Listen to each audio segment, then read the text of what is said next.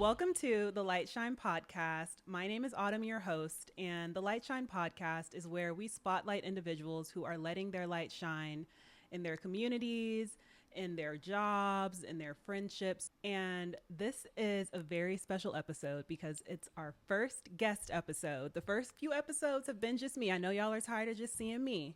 I got someone for y'all, and I am so excited for him to just share his light with you all and share his air with you all.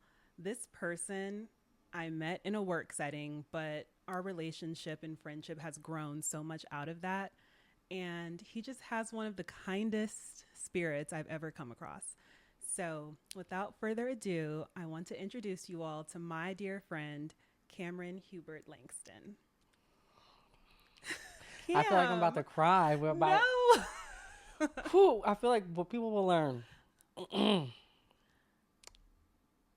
I'm going to cry if I feel like I need to cry. You cry then. We got tissues right here. Okay, keep them close. Cam, I'm so excited. I'm overjoyed. I think what's so cool about friendship and connection is when you can really see the fruits of their labor. Your spirit so divinely parallels to this platform, but of course it does. But of course. And you mentioned, like, obviously we work in that setting, but even there, right? Like, though you're about your work, it's interesting when, like, you can be a light to other people to just, like, break them out of there and just to say hello or just to give them a smile. So thank you for being a light in my life, and it's so good to watch your light expand. Aww. As I sit on your couch. And I'm comfortable. My first memory of like actually talking to you was when we went to the Dion Cole comedy show Netflix taping thingamajig. Yes. And you and I just happened to end up sitting next to each other, but I don't think I'd ever really spoken to you. It was like a work thing that we got to go to. Well, yeah, I mean, I guess that was the first moment where we really just got to know each other. Yes. Right. So I do think it's a topic worth discussing when, like, you feel like you want to have work friends or where it happens so organically. Mm-hmm. We were with our other colleagues in a space then we just sat next to each other. But of course, you just start learning about each other naturally. What are you interested in? And you had mentioned wanting to get into this type of a area, and you were massaging the idea. I think around that time, Sharing Air was doing little things. It was on its way. You poured into me with that conversation, and I hope I did the same for you. But that was such a cool night. Like, it was like, oh wow, I rock with her. We don't just work together. I rock with her. So. Same. I remember leaving that night being like, Cameron's dope. Like, this is someone who I feel like their spirit aligns with me, and I want to get to know them more. But it didn't happen immediately. I feel like that was like a year ago. That was a minute ago. It was a minute ago. Well, and I think that we planted the seed. Right. We planted the seed that we continue to water through our hellos at the office. Yeah. And the conversations got a bit deeper. Mm-hmm. You just start asking, oh, how was that idea that you mentioned? Yeah. Or, so I think it was just the overtime to have watched it blossom and it's but a bud, right? Like, but look at the bud of what it is. So I think this is truly a testament to organic growth of friendship, of connection. And, we can't go into it in regards to the sermon we just heard, but for that sermon to specifically center purposeful friendship, where you can pour in just as much as they're pouring in, and this light knows light. Period. Yes. So I'm glad to be here. Okay, but I do have to tell the people the moment I knew that I was locked in when we were at a premiere party and I got wind that you saw that I was talking to someone. And I got wind that you pulled that person aside and you were like, yo, so what are you doing with Autumn? Because she's good people. What are you doing? What's up with that? But it was coming from like a brotherly perspective. And we weren't that close at the time, but I caught wind of it. And I was like, oh my gosh, Cameron really has my back. And I'm not even that close to him right now. Like, he is such good people. I remember pulling you aside in the office and being like, so wait, what happened? Uh-huh. And you were like, I hope I didn't overstep. And I said, no, I appreciate you so much for caring for me in that way and wanting to make sure that I'm good. That was when I was like, oh yeah, that's my bro. Well, it's interesting because it was such a fun night, and sometimes like, and we had champagne, we're having a great time. Yeah. But going back to lighting those light, and a part of my spirit was like, you just have to lean into it, where it's, if these are my people, I want my people to be with good people. So yeah, that was that brotherly spirit. That was definitely like, lean in. It was one of those guys like, speak it or say it however you need to. So yeah, I mean that's I'm so thankful that. But of course, you knew where it was coming from. Yeah. That brings light to me. It brought light to me as well. I want to kind of dive into this beautiful project that you have called Sharing Air, because I feel like the workshops that you put on, like that was the major driver in like bringing us close together. Yeah. Because I remember us in the office, in the kitchen one day, ideating on these workshops. So before I get ahead of myself, tell us what Sharing Air is.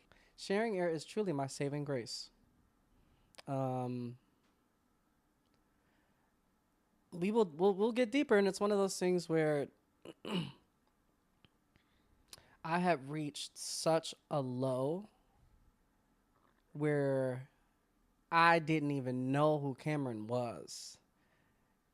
And in that low, I kept saying, I'm not breathing well. I'm not breathing well. I'm a little dramatic. Peep the shirt, y'all, if you can see it. We'll talk about this. I kept saying, I'm not breathing well. And then I was like, I'm not sharing air with the ones I love. That is the exact sentence I said to myself. And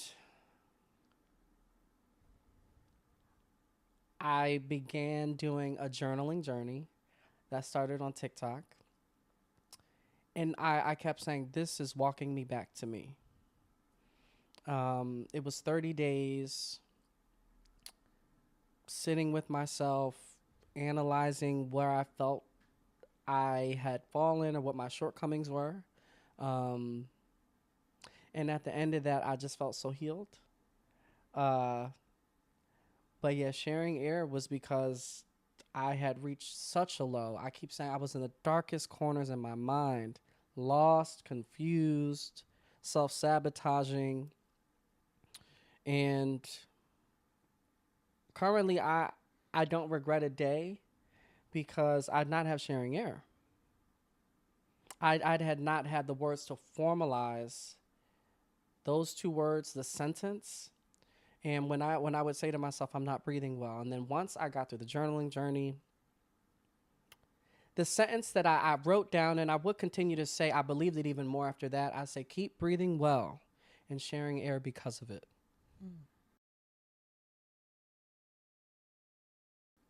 Because when you find ways that you breathe well, why not share it with at least one person? Even if it's yourself. Like it started with me. And then I sprinkled that around my friends. People started to get it. And what's interesting is, and this is beautiful as I think about it, I was like that little kid with this little light. Like that was, imagine just like a little light that's like, you might have to squint to see it. But there were certain friends that I told that to where they saw it so clearly. And it was like, but here. And I'm like, do you see this? And some friends saw it so clearly. And as I think about this, certain friends didn't see it as clearly. Or certain friends are questioning what I'm like, what are you looking at? Like, are you? So it's just interesting as I sit in that thought right now live, I have some homework to do. Oh. With love. Y'all gonna learn about me, but yeah, that's it's something to that. You know who you share your baby with, who you share your heart with. Um, oh, that's sharing air. And that's just scratching the surface.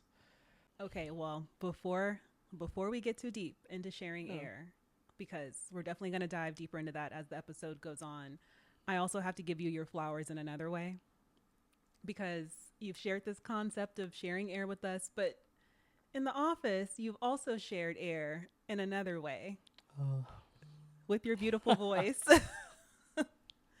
I remember just like sitting at my desk, like in the back, and hearing this angelic voice and being like, who is that? What is that? Like, is someone's laptop playing music? What is going on? And I realized that it was you.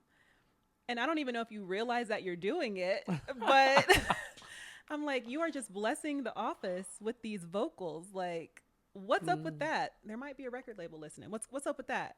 Um, music has been a through line to my survival. And I mean, I got introduced to it. I was the kid who sang in church. I loved healthy distractions. Home life wasn't necessarily the best, so I just ran to something, and I ran to singing. So again, that little big head boy in the pew next to his grandmother, love her to death, love her to death. And I lived in the joy of that, and did it in church, went to a performing arts high school. I was a vocal major. And it was just such a highlight of my life. There's something about the universal language of music. And I had a teacher, Doreen Amaro, God bless her, who poured into us. She gave us love every day, though it was tough love sometimes. And through the art of song, we knew that we were a community. So in that space, it was choral music, it was gospel music, it was jazz. And it's just something about a good song, especially in dark moments. So I'm thankful for the gift. And it's a gift that I sat on the shelf for a little bit. Because life just took me down other directions, but I always have my playlist. I always have that tune with me. I'm a Philly kid. Growing up in those spaces, I have grown up around some of the most talented people I have ever met, who have heart songs. Who have heart songs that speak to where they come from, where we come from. And I run their music back daily. I have a couple friends who they put out music all the time. And I tell them, ooh, this is interesting. I tell them, I said, I run your song all the time. We got to link that too. We will. We got to link that too, because I let them, and so we got to let people know, because they can be down on themselves. They put out music. And this is why I just pray for real friendship. Because that's what friends are for. Yeah. When you believe in them and you believe in their sound, you push it. You push it out. You tell people. Two friends specifically are coming to mind. I'm like, I bump y'all stuff all the time. What's their names? We want to know. They are a music duo called Don't Leak. I believe the Instagram is Please Don't Leak. Maya Holiday and Derek Walton, who just got married. I love them so much. Congrats. Those two, they're solid examples of what sharing air is, and I never noticed that, but I'm noticing it now. So thankful for them. Oh, and that's on friendship. So again, as I even pray over my life and wanting to discern what friendship looks like for me, God is revealing and shedding light on so much in so many spaces where I will be walking in clarity, and I'm just honored to be here. I'm honored for you to be here. I mean, I truly appreciate your transparency and your vulnerability, because I think that makes friendship easier. I can't be a friend to someone when I don't even know what they're going through sometimes, when it's bottled up. So I appreciate your openness. Have you always been this way? I've al- when I was a kid, they used to call me 50 mil because I always used to ask 50 million questions. So I was very inquisitive. Like, I just was like wondering. And there's one question that I always used to ask my aunt randomly. I would be like, is driving a car like coloring in a book because you have to stay in between the lines?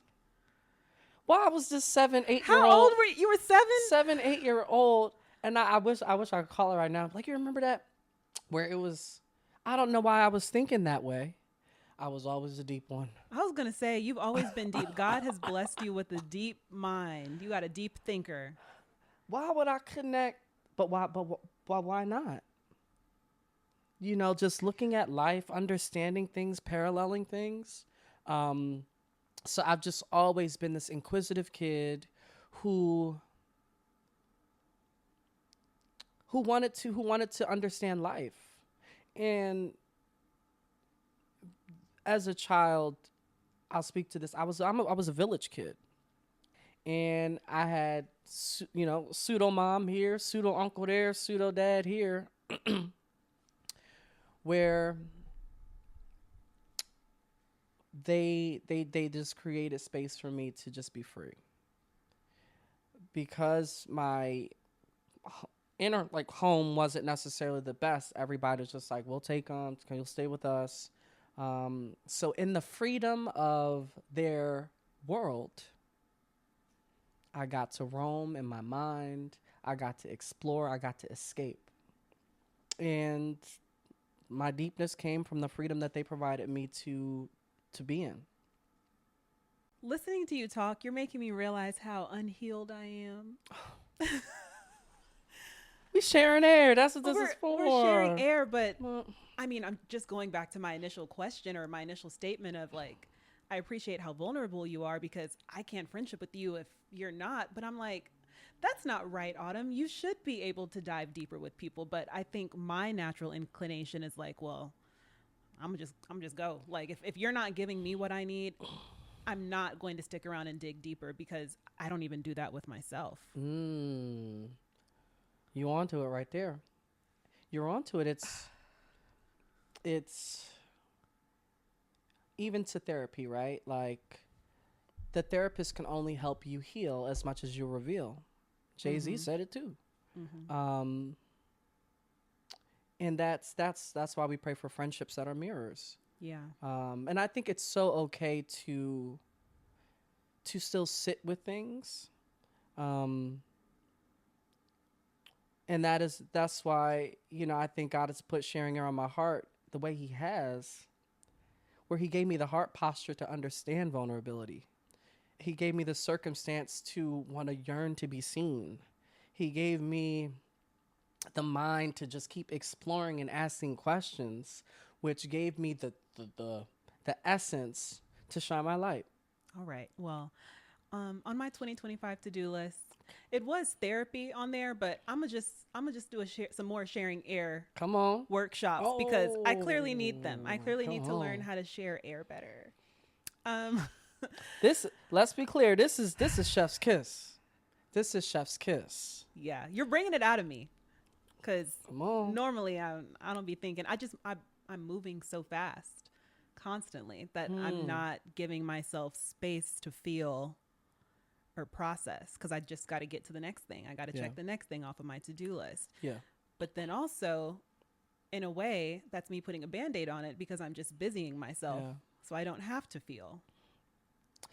There's a post that I shared on the Sharing Air Instagram where there's a guy who talks about overworking being a trauma response, where we busy, and I reposted it because he was talking to me. Mirror,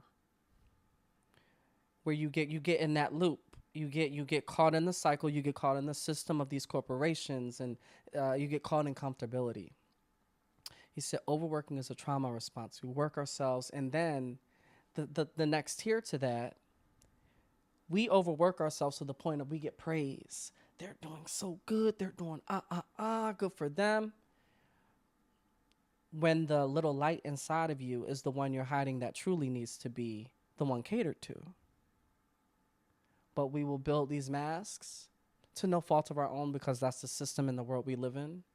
So what I adore about you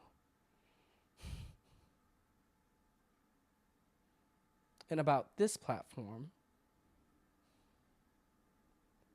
you're shining a light on those dark corners. Yeah. We were in a system, in an office, where a simple hello, you know what I mean? A simple how are you? And then it grows organically. You're truly walking your purpose. When I was doing the workshop, we talked about it beforehand, and you leaned in. Like, you were like, Cameron, let's how, like, this is like, and that's friendship. That's, you saw where I was and you're bringing an idea and you're like, you're helping me water something. You're helping me start a forest fire of a thought.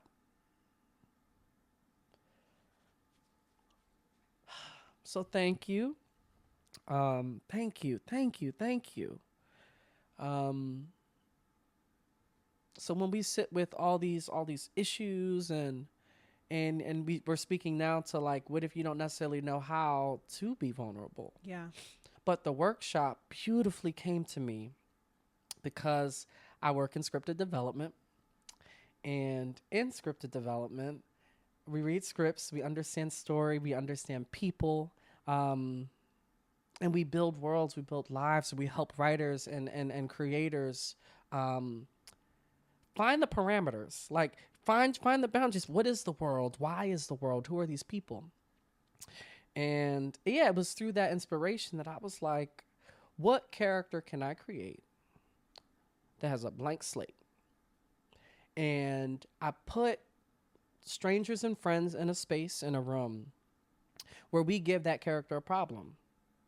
So my character was called Sunny, and Sunny was a nickname that I was given by my godfather. Because you're just a bright ray of sunshine? Well, I was a little light, bright baby with a big head, but I'll take your answer. He used to call me Sunny, so I was like, Sunny, Sunny, Sunny. And you know what? When I was in my dark moments, his name is Marty. I love you so much. He was a waymaker in my life.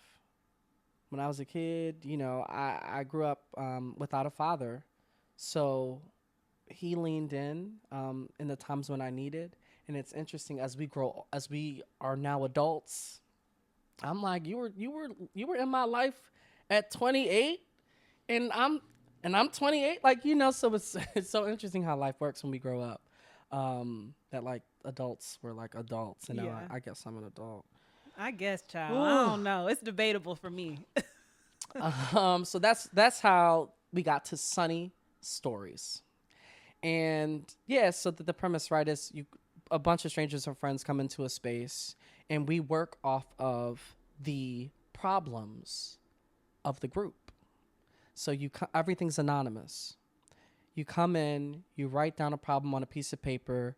On the back end, we go through them, and then everybody's in their own little groups, and we solve. So I arced it out as I call it the paths model.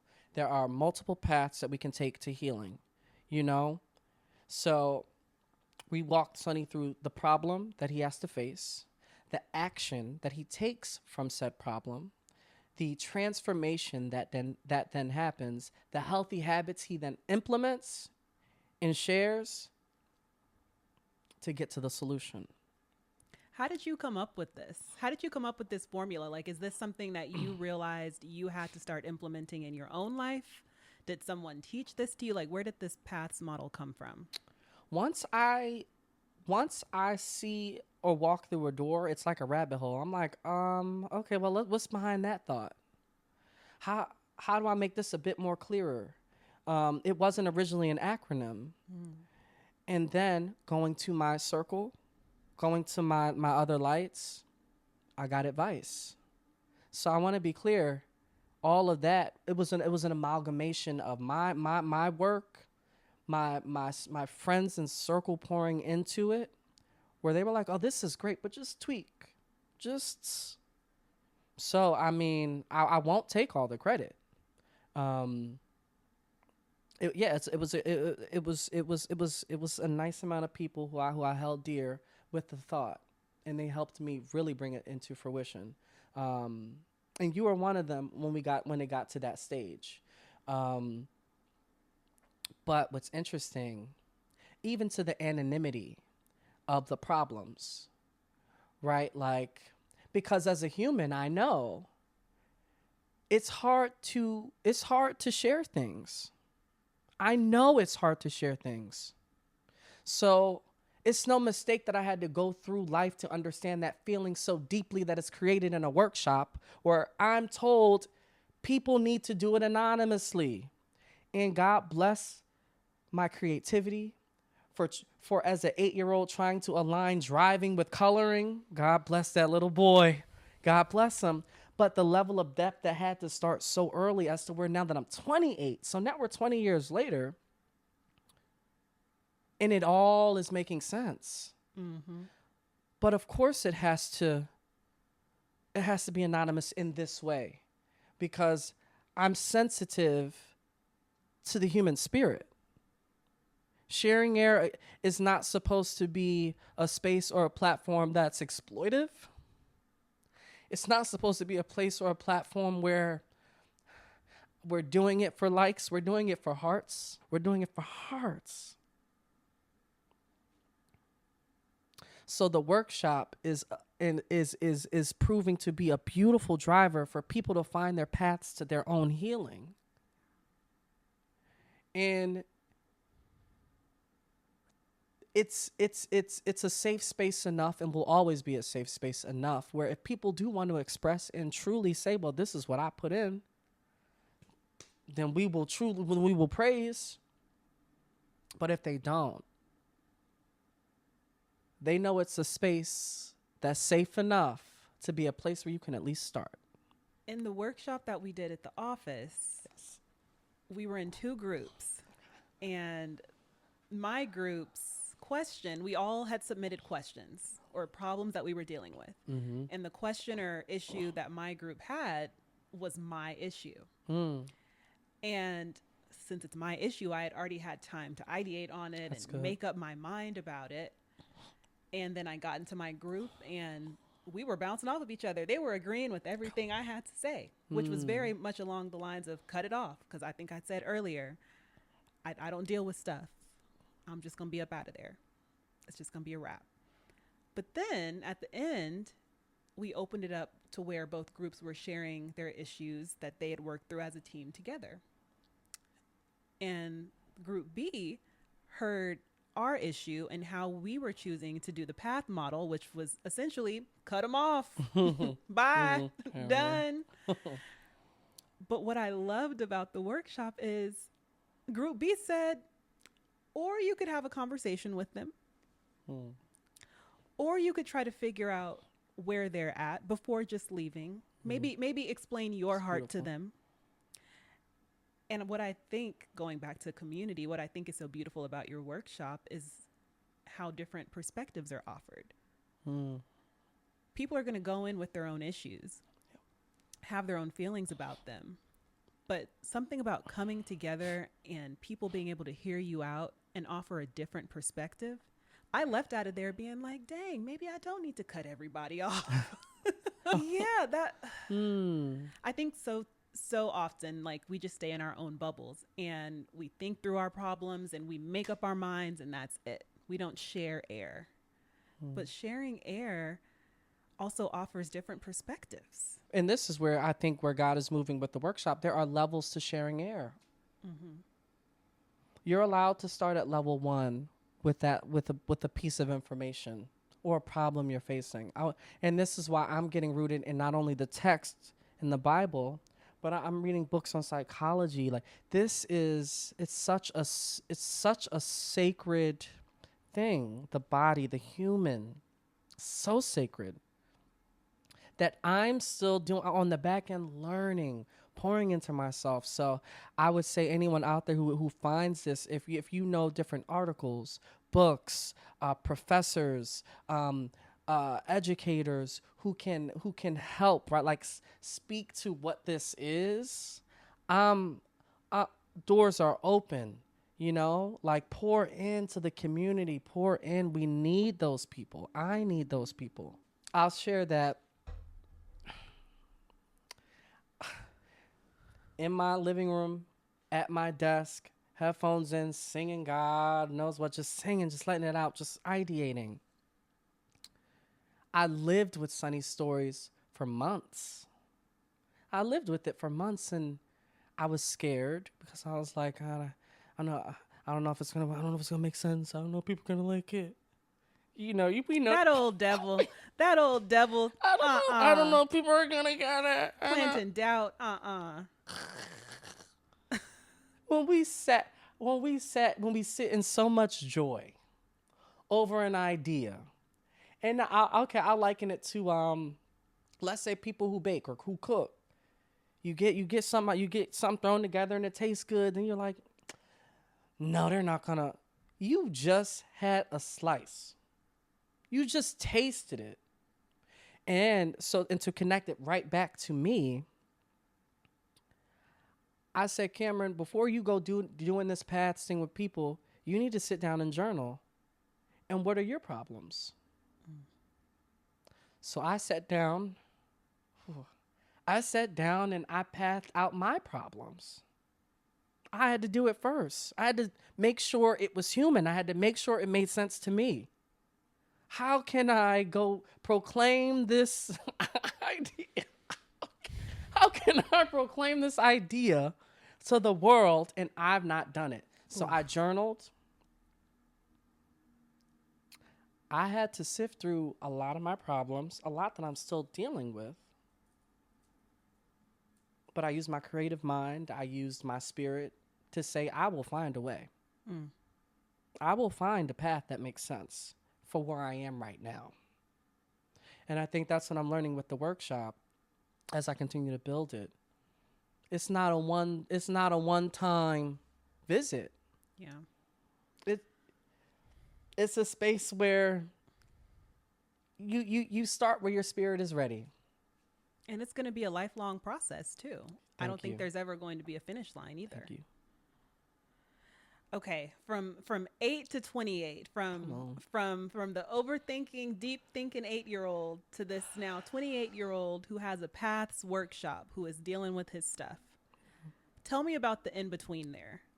How did we get from deep thinking 8-year-old to paths model 28-year-old?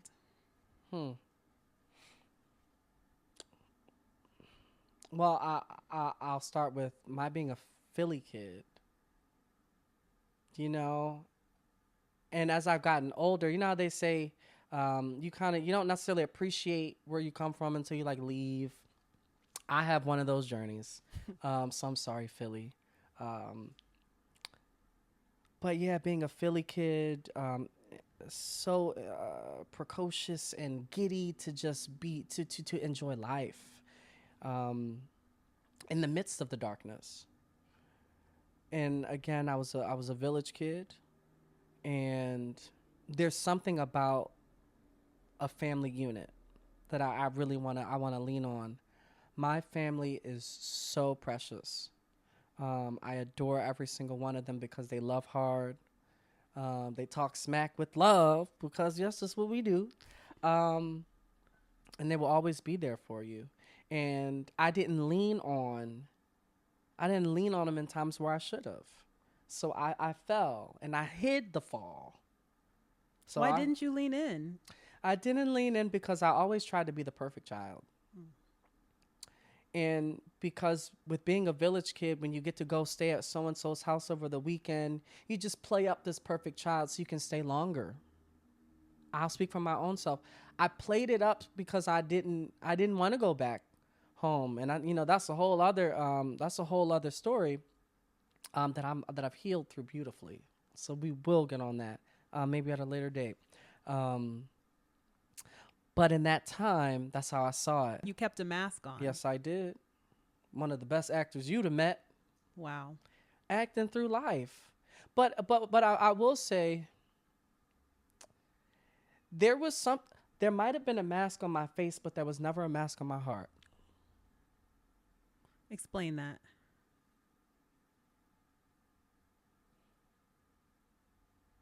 And this is interesting even as I think about it. In those spaces, I loved and I gave, but I didn't know that a form of love is to say that you fell. You loved, but you weren't allowing your true, authentic self to be loved. Yeah. Because in saying that I fell was like, oh my God, he's not. Why did he fall? He's falling? So yeah, like that was tricky for me. So my heart was in the song. My heart was in the plays that I got to be in. My heart was in all these things. But there was this mask over my essence that over perfected it. That kind of like why not doing the most, but like feeling like you can take the mask off. We know your heart's there. Don't have to be too dramatic in a way. But that's who I was. What did you think would happen if you took the mask off? What were you so afraid of? As a kid, I think it was more so I'm connecting it right back. If I messed up, did something bad in school, I'm going to have to go back home. Like, I connected it like I connect that directly to my upbringing and like not wanting to just be in what I felt was a dark space for me. And not wanting to be a product of that. Mm-hmm. So you go complete opposite end of the spectrum. So yeah, I played up that the perfect kid, became a junior deacon, star of the play, playing a few instruments. Busying yourself. Thank you. It's a trauma response. So I doubled down on sifting through why I've done it, why I may even do it dated, certain times, because high functioning depression is really a thing. So again, there's no mistake that it's gotten to points where I'm like, people would never know. People would never know. Keep a cut cam, we gonna show up, and because I was given the experience through that journey to have developed this heart posture, but of course it's a workshop. But of course it's people sitting down, sharing air on problems that are anonymous, because I probably wouldn't want to speak on some of my problems. So I'm going to be human, and we're going to do it this way. Because that's where we are. That's where I am right now as a vessel of God. And I think that's why God allows us. That's why God crafts our journeys in such a way, because the things that we go through ourselves, it's to bring him glory and honor on the back end. Yeah. Your entire life, everything you went through was for a purpose, so that now, as you've worked through it and stayed close to the Lord, you can now help someone else who's dealing with the same things. Yeah. Be a mirror. Mm-hmm. A safe place. What's interesting, the first couple of workshops that we did, we had the cameras, video, capture the moment, share it on Instagram. Now, as I become more aligned, from my heart that was always there, have a clearer mind. The Spirit is like, no cameras. The Spirit said, I dare not put a camera in that space. People are sharing their darkest thoughts. If you want to be a part of that, or, be in that idea or world, it's like, this is an in real life thing. I love that. And I think it's so beautiful that you were in a space where you were sensitive enough to hear the Spirit when he told you, you dare not put a camera in there. Dare not. I say it with so much conviction. I've always prayed for a sensitive ear to hear God's word and a sensitive tongue to translate his message. When I speak in the workshop where I want to have a disposition that is pure. I want to have a disposition that is safe. I want to have a disposition that's open for anyone who comes into the space to know that if no one else will see you, I will see you. Mm. And you know this because you invited me to your church. And after the sermon, well, I'll say during the sermon, I said, y'all do this every Sunday? Yep, we do. You said, and do? And I said, this the light Sunday. Right. That's what you said. You ain't seen nothing yet. I'm like, God's about to blow my mind. Mm-hmm. The intimacy that I'm yearning in the season for God. To come right next to me on the couch and let's talk. I want that level of intimacy with God. So I know the importance of a circle. I know the importance of a group of people that are in real life that I can touch your hand.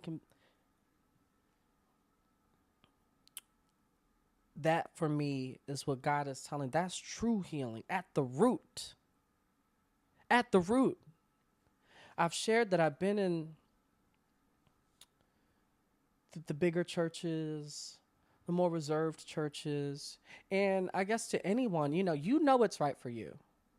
Right? Like, the space that really fits your spirit, where you are on your religious journey, whatever you believe in. But there was no mistake that the church that Autumn goes to was the exact church that I needed, was the exact light that I needed. And here we are. But of course it was. Man. All right, so we've touched on community and how important that is, but is there anyone in your life who has kind of pulled you up or taught you or mentored you to help you get where you are now, whether that's like career-wise or mentally, spiritually? I have a few people. The first, I'll start with my uncle. Again, growing up without a father, my uncle was there day one. As often uncles are. So shout out to every uncle or any man who exhumes that role, who exhumes that spirit to care, to love, to support, no matter what. So, but of course, my uncle is that guy who was the number one father figure in my life to this day. And I will always say that. Thankfully, my uncle lived like 5-10 minutes from the airport. But if my uncle lived 5 hours from the airport, he would pick me up every time. Every time.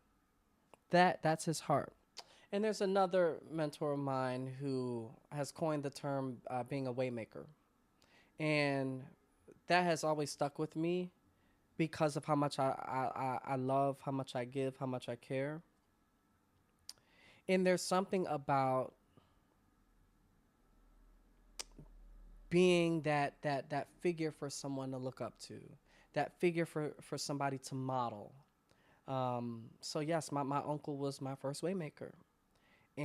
But of course, the guy who coins the term in this way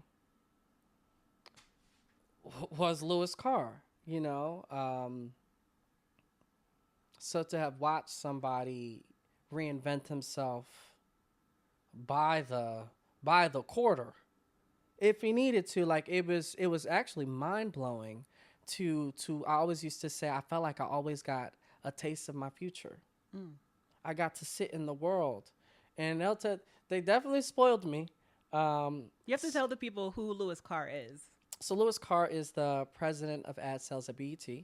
And he has a platform called Waymaker Media where he gives positivity, he gives encouragement and education, truly to the culture and to anyone who aligns with service. anyone who aligns with giving back, anyone who aligns with being a waymaker to anyone in their lives. Growing up in that space, just as as a young college kid, was so helpful for me because it made me start to like fine tune the vision. He's really big on vision, and at that point, I was still in the clouds, still trying to figure things out. But you know what? You'll have a taste of what it could look like. I rebelled, moved to LA. How was moving to LA rebellion? It was rebellion in a way of like I didn't have a plan. Like it was like I'm gonna go to LA and I'm a performer, like to act, and which all of that again, those are things in my toolbox I love to do. But I think it's important when you're defining a vision or creating a path for your life that you have to make sure that that it's all aligned. Mm-hmm. Logically, it makes sense. You can feel it in the heart, and there was some unalignment there. And it's funny, when I had mentioned that to him, he was like, you're going to be sleeping on people's couches, Cam. You told him your dreams, and he crushed them. and realistic. Yeah. And sometimes love ain't pretty. Sharing air was never supposed to be this beautiful proclamation that follow the yellow brick road and you're gonna. No, but you might meet a wicked witch. So, okay, Lewis was your mentor, is your mentor. When he told you that, what were your thoughts? And why didn't it stop you? There was a little spirit in me that was like, that I have to try. I owe it to myself. I guess I owe it to myself to try. Yes, I could have planned. And again, I was that same little 8-year-old boy who fell and didn't tell anybody. Yes, all of that. But I like something about the space is calling me. I do not know. To this, I couldn't tell you what it was, but it was a knowingness. I can tell you. Sounds like faith to me. I mean, because we walk by faith and not by sight. So everything you saw in the natural was like, yeah, you're going to have to sleep on couches. Yeah, it's not going to be a smooth transition. But something in me, at lunch, I asked you, what part of you? You said, a part of me feels like. I said, what part of you? Right. So the faith part of you is what felt that this is the place you needed to be. No matter what it was going to look like, no matter what hardship you were going to have to go through to get here or stay here, this is where God has planted you. Yeah. And I'm grateful for it, for following the call, following the whisper. And yeah, that transition was rocky. And that truly, that was the catalyst to my getting in such a dark circumstance in my mind. But the light at the end of that tunnel was sharing air. But of course, the birthing process is not fun. Come on, ladies. Look, I mean, labor. Happy Mother's Day, Happy Mother's Year, Happy Mother's Life. Love y'all. Ooh, love y'all. I don't know nothing about it, but I heard, and I saw a video in health class. It looked painful. It looked painful, but it's necessary, and what comes out at the end of it is so beautiful. That's good. I never thought about it that way. I'll say I went to Taraji P. Henson put out a talk about waymakers from afar. Talk about waymakers from afar. Our waymakers or people who we look up to, who are doing the work. We may never meet them, but I think it's important to give them their flowers. Taraji P. Henson, who has the Boris Lawrence Henson Foundation, was the first reason that I was able to take therapy. They had their pot of money, and if you apply, I applied. In that season of darkness, in the season of I'm trying to figure it out. Trying to read a book. That's not enough.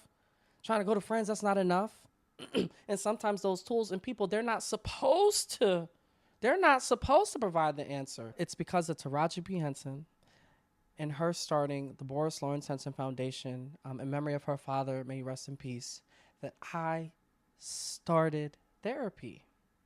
a black woman. Cheers to black women who have been my ultimate waymakers.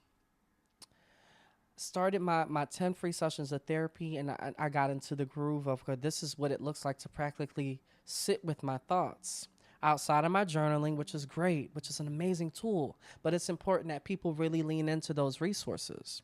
It's important that we start to educate ourselves on what's actually happening on a biological level. You know, I think that's why God created these ideas and concepts of science, to really start to integrate into us understanding our mind, our body, what we're eating, what we're consuming.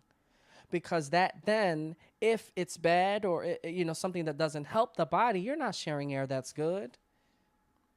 You're a dark cloud. A dark cloud. Raining on my parade.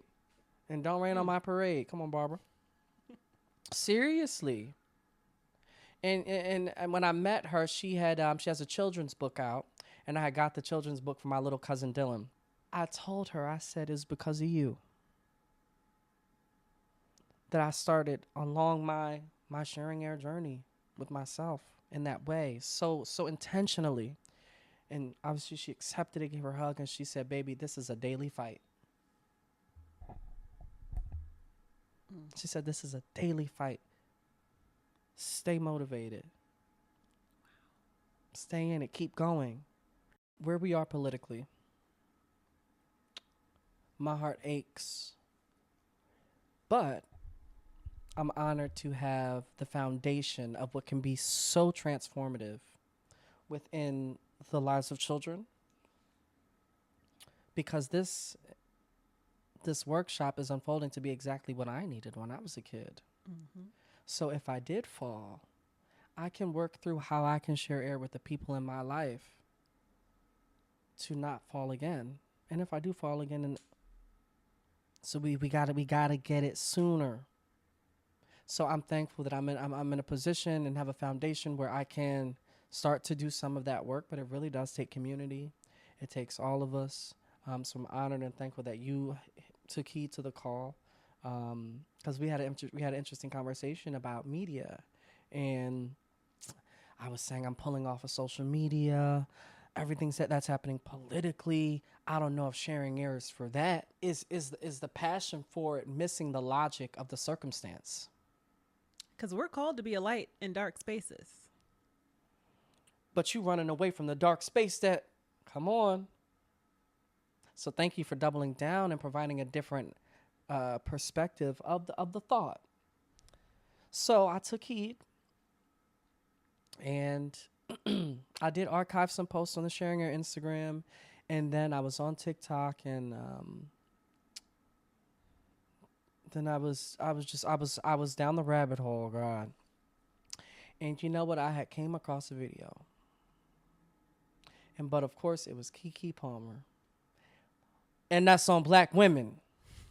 But of course it was Keke Palmer. Love Keke. On the Drew Barrymore show, shout out. And she basically just talks about how sometimes your spirit is pulled and goes through things because it needed to. There's an inkling of something within you that needs to go through that. And she was saying she was crying in therapy, and that's what her therapist shared to her. I posted that clip 3 days ago. I feel like I reposted it. I remember seeing that. I want to be very clear. And last week, Autumn, on Sunday, after church, I said, I'm pulling off of social media. Mm-hmm. I posted that 3 days ago. That post now has 13,000 likes. It has been viewed over 169,000 times. The watch time is 38 days, 14 hours, 41 minutes, 56 seconds. Up to 20,000 interactions. I've been on Instagram with Sharing Air for give or take 2.5 years. I was going to pull off Instagram on Sunday. I said, I'm done. Cameron. She didn't know that. Cameron, didn't know that. What? This post is going viral. The most viral I've ever been. But of course it's Keke Palmer, the woman who has bared her soul artistically, who has shown so much of her ups and downs. You know, being so herself in this clip, being so vulnerable. She's sharing air with Drew Barrymore. I said, I gotta share this. Love her, love what she's saying, but of course I do. Mm-hmm. And the world sees it. Cameron, here I go, being spiritual again. But the devil comes only to steal, kill, and destroy. The enemy doesn't want you to share air. He said, I'm gonna plant a seed to where he cuts off communication with the world. How crazy is it that you were going to give this up and you've now brought light and shared air with the most people you probably ever have with one post? Ever. And you were about to give that up. Last Sunday, threw away the whole thing. Was going to throw away the whole thing. Archived this. Take it down. Where were those feelings coming from? I connected it in a way to everything happening politically. And I unfortunately had a circumstance where someone close to me just kind of said certain words that threw me spiritually off.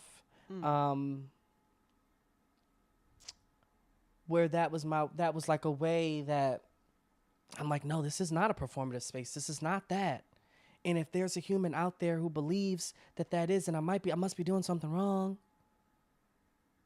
But I had to understand that where that person was like that, the alignment just wasn't there. So, and I only shared that so vulnerably because that's how that circumstance, or that's how that thought even crept into my mind. And when I saw, I have a beautiful and amazing mentor in the acting space. One day she said, you know, when you really lean in and you find what works for you, she said the floodgates will open. That's exactly what she said. She said the floodgates will open. But of course it's happening this way. So organically. There's something about these people who are commenting on it literally as we speak, who are like, this is amazing. Repost. And then I'm sending each of them. I'm like, thank you for sharing this. They're messaging me back. And I'm like, dang, I wouldn't have met Julie. I wouldn't have met Tom. Oh my gosh. Isn't that? But I can't believe it because God. But I'm like, what's so funny, if you ever seen the movie Last Holiday with Queen Latifah? I've never seen it. Whoa, let's get that on your list. Okay. At the end, because the movie, it follows her, this character, Georgia Bird, who finds out that she thought she was sick. And she's like, I'm just going to blow her savings, and she's going to go live a life and everything off her bucket list. So she goes and travels. And then we learn that she's not sick. Spoiler alert. Sorry, y'all. My goodness. Come on. She learns she's not sick. And she peers up at God. And because and with that, right? Because he not just going, he gonna blow your mind. So of course she had a love interest that was LL Cool J. Of course she had a love interest that was LL Cool J. And she peers at God like, you set all of this up so interestingly, a journey I would have never expected. And she just sat in awe. And I sit in awe, and that's truly where the but of course. That's where the but of course comes from. And now I truly have been saying this is my but of course season. Where, but of course that little 8-year-old boy had to go through that. So the 16-year-old boy could figure this out. So the 19-year-old boy could sleep on the couch with his two best friends who made music and was showing him really what sharing air looked like. And he's still finding it for himself, and that's okay. But of course, that that we have a pandemic, the whole world shuts down. I'm going skitzing in my mind, figuring out who I am, what I want, why am I doing it, why am I living, why am I breathing. But of course, the last day of the job that I had during the pandemic was the first day of the job that I had with BET. But of course, it aligned so divinely. But of course, 2 years later, I'm in a circumstance with a job that I loved and served me so well. But of course, this transition is supposed to be peculiar. But of course it is. But of course, everything is happening politically that is trying to erase us as a culture, us as a people, us as creatives, as artists. But of course, all that is happening, the calamities of the world. But of course, I meet an Autumn who's using her light so divinely to give me a space where sharing air can be free, can be seen, can be heard. But of course. So I live in the understanding of that, and I say it with such conviction, but I breathe in, I breathe out, and I sit in awe. I sit in awe of the understanding that we're meant to be free, we're meant to be happy, we're meant to breathe well. So yeah. I'm coining this idea, and I call it your breathing well routine, right? So one of my breathing well routines is I love music. We talked about that. I like tea. I like reading.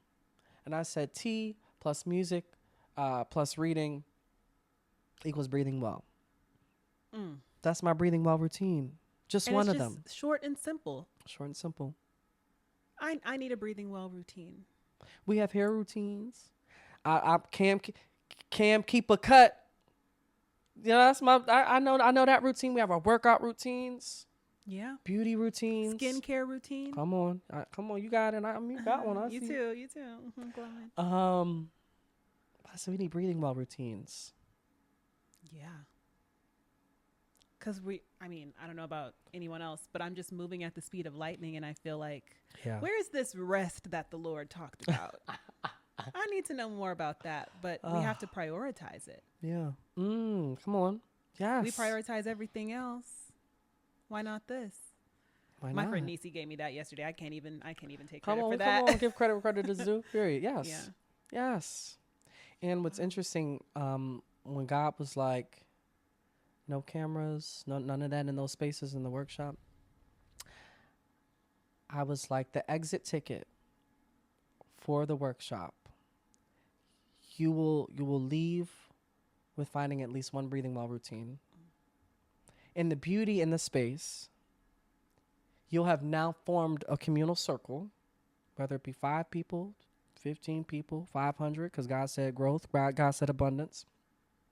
You will see a mosaic of a wall of breathing well routines. I see it. I see it. I see street blocks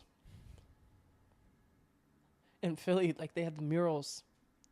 I see breathing well routines painted on the walls within neighborhoods. Children need to see it. Yeah. I see it too, Cam. God has given you a vision that you have beautifully executed. I mean, when we were first building our friendship and you were doing these workshops, I've had the pleasure and privilege of going to 3 of them. And I was able to see how clearly that you had this vision, and it evolved each time. So you had the vision, you put it into action, and you didn't let God put you in a box. It elevated and it changed each time in order to cater to the specific needs of who was at the workshop, whether it was at a friend's apartment or at the office or at the hookah bar. Like, come on. You let God use you in all these spaces. Like, wow. You were really there in all those spaces. I was, but I'm like, this is so beautiful and inspiring. And my next question was about to be like, are you going to take this back home? Because this is something you needed in Philly as a child. So we're doing this in LA, but what's the plan? Where are we taking sharing air? Well, before I get that, I wanted to share this because it aligns directly. 1 Corinthians 9:22. Mm-hmm. It says, "To the weak I became weak, to win the weak. I become all things to all people, so that by all possible means I might save some." Mm.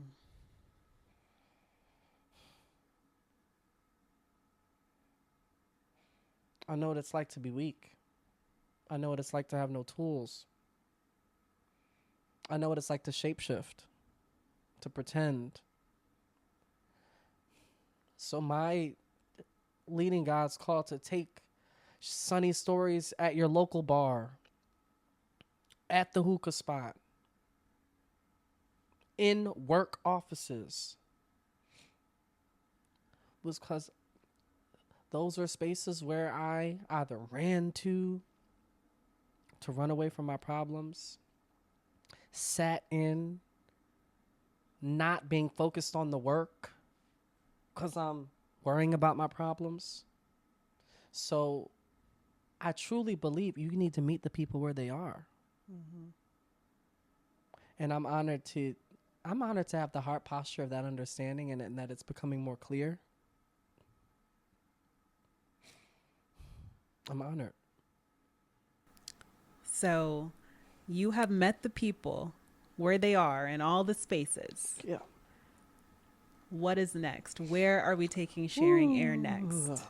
Well, we're not coming off Instagram. Period, Okay. Pooh. Okay. Period. We not We're here to coming stay. down until we not going nowhere. Sharing air. I'm getting more deeply rooted in the church. I'm getting closer to God. Because I know that there's some puzzle pieces that I'm missing that will help me paint the picture for it. So I'm doing the homework. I'm doing the homework, the inner work. Because I know there's I see the importance of what I'm doing, and I want to make sure people know that, y'all, I'm going to the well. I'm going to him. This is my source. This is my source. So I dare not show up to you unprepared to the extent that I know how. So there will be more workshops this year. We will be we're ironing out some things, but I would say, if you follow the @Sharing Air Instagram, I'm going to start posting about the frequency of them, how people can sign up for them to attend. And we'll also be building out a Substack. So what's cool about Substack, I liken it to Twitter meets Tumblr meets your everyday but necessary blog, because I'm still taking heed to sharing. I mean, Sharing Air may be not centralized. It's not centralized on Instagram. It was a good start, but there's so much more. We're not those little boxes. We're not going to confine ourselves. And Substack gives me an opportunity as a founder to show people how I'm breathing well, to explain my breathing well routines, why they work for me, take them behind the scenes a bit. And I love writing. So I'll be sharing air with some amazing people, even in that space, with interviews. We'll love to share air with some people who participated in the workshop and are ready to share how that may have helped them. So we're expanding in beautiful ways, in intentional ways, and we're growing. I think that's what I'm honored to be seeing, because I'm growing closer to God. This idea is growing closer in me. It's growing closer to those who we ultimately need to serve. And I'll share, in college, I was a part of our TEDx organization. And in the TEDx organization, there was a guy who came in specifically. He was a teacher on the south side of Chicago. And he was working with his students to build a garden. And to grow a garden. And one little boy specifically said he'd never seen a strawberry before. said he never seen a strawberry before. So when we talk about exposure, when we talk about helping, when we talk about educating the minds of tomorrow, it's funny, I've been saying, I just want to help the little breathers. The little breathers? The little, so on the nose, but it's so cute. Oh, I love it. I just want to help the little breathers. You know, so when I was first ideating the workshop, I was like, I could say my parents got a divorce, so I'm working with a child, or I just got a divorce, so I'm working with an adult. Right? So there are levels to sharing air, and that's why I just pray for I pray for clarity over this season. Because we're dealing with humans, because we're dealing with spirits and souls. I want to steward that. I want to steward that the right way. And you will steward it the right way, because not only is your heart in the right place, but you're also tapping into the source. And with those two things working in tandem, it's impossible to fail. Like, it's impossible to fail. It's going to change so many lives. I'm excited to see where this is going to go. Okay, I have one more question. Mm-hmm. Looking back on your journey, what advice would you give someone who is still searching for their purpose? Keep going. Lean into love where you find it. Pray. I'll end this by saying, when we were out at lunch, lunch after church, I was saying, keep breathing well, keep breathing well. You said, what about that keep breathing part? You leaned in. Yeah. I thought that was so special, because within the dark, before I can get to the well, I just have to keep breathing. Mm-hmm. So the advice, keep breathing, keep loving, keep praying. Your big breathers, we're going to do our work. We're going to do our work so we can be your waymakers. Right? Like, this is a lift as you climb. We're moving into a political climate and space where we have to operate that way. We have to coalition, like what we're doing now, networking across with our friends, with our peers, coalition, build our platforms, share it with the world, keep touching, keep shedding light into all those dark spaces. And we'd have a panel on the Light Shine podcast, where we're ideating ideas of how we're helping that little kid. So outside of us encouraging them to, lean in here, lean in there, it's you do what you got to do, because I'm doing what I got to do for me and for you, as they did for us. This idea of little breathers, I know you were referring to children at first, but I think of myself as a little breather sometimes, because me too. When I have a panic attack, it's little breaths. It's little. But sharing air is going to help all of us become big breathers, because when you have a big breath, a deep breath, that's peace. That's calming the spirit. So I can't wait for the next workshop, friend. Thank you. Thank you. Tell the people where they can find you on Instagram. Because it's and up. Substack. Because it's up. It's and TikTok. At Sharing Air on everything. At Sharing Air, AIR, on everything. God bless it. I got the handle. Amen. Yeah, and there I say you'll find. So we share stories, spark thought, shape change, content that's hopeful, helpful, healing. Period. So at Sharing Air. Thank you for sharing air with me today.